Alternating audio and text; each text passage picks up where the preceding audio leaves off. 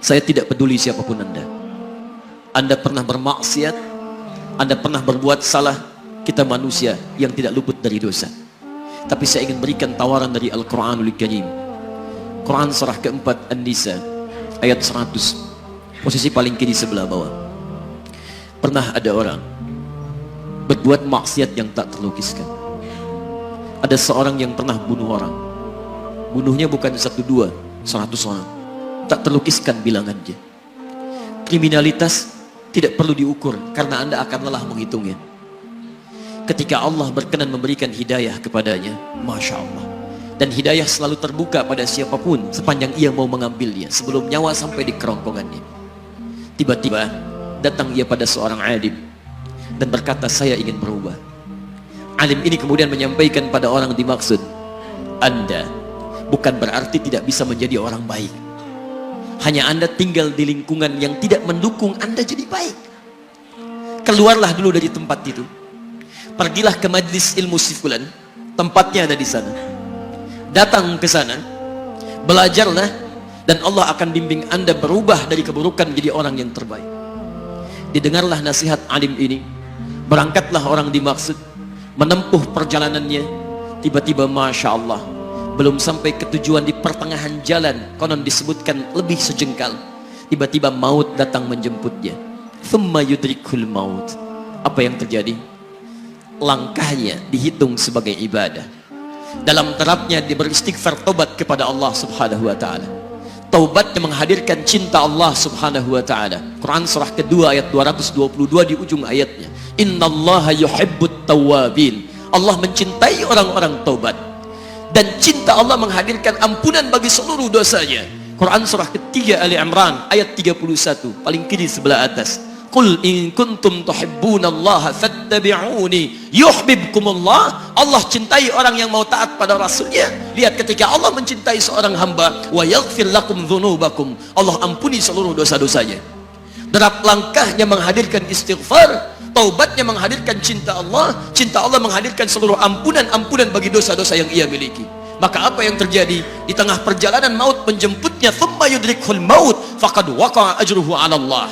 Dan pahala diberikan kepada orang tadi. Di jalan, maaf, maut datang, taubat diterima, dosa diampuni, dan amalan didapati dengan derap langkahnya. Maka apa yang terjadi? Thumma yudrikhul maut faqad waqa'a ajruhu 'ala Allah. Pahalanya dituliskan oleh Allah, dakhalal jannah, kata Nabi, masuk surga orang ini. Anda bisa bayangkan, pernah bunuh orang 100 orang, mabuk tak terlukiskan, kriminalitas tak perlu dihitung. Ketika dia mau bertobat, datang ke majlis ilmu, Masya Allah, meninggal di tengah jalan, kata Nabi, dakhalal jannah. Bertobat diampuni dosanya, derap langkahnya ada pahalanya, dakhalal jannah. Turun ayat untuk melukiskan tawaran yang sama kepada kita. Wa may yuhajir fi sabilillahi yajid fil ardi muraghaman katsira was'a. Siapapun yang mau berubah kembali pada ketentuan jalan Allah, kalau dia masih punya batas-batas kehidupan, kami akan berikan kelapangan di sisa hidupnya dan kelimpahan-limpahan kenikmatan selama dia hidup. Wa may yakhruj min baitihi muhajiran ilallahi wa rasulih. Namun bila ada di antara mereka baru ingin berhijrah, ingin berubah jadi lebih baik dalam pandangan Allah dan Rasulnya, tiba-tiba thumma yudrikul maut, baru keluar dari tempat dia tinggal, belum sampai ke tempat dia belajar, datang maut menjemputnya. Faqad waqa'a ajruhu 'ala Allah. Kami terima semua amalnya, kami ampuni dosa-dosanya, dan kami tuliskan namanya di dalam surga. Bila 100 orang saja yang pernah dibunuh oleh orang ini, pernah bunuh 100 orang, mabuk tak terlukiskan, kriminalitas tak terhitung, mau berangkat ke majlis ilmu, tak sampai ke majlisnya, meninggal dia, bisa masuk surga. Masa Anda yang tidak pernah bunuh orang? Ada yang pernah bunuh orang di sini? Boleh angkat tangan? Ada polisi di sini, langsung saya sampaikan insyaallah. Anda gak pernah bunuh orang, Anda tidak pernah mabuk, Anda tidak pernah berbuat kriminalitas seperti orang dulu. Salah, wajar, tapi pintu tobat terbuka untuk kita semua.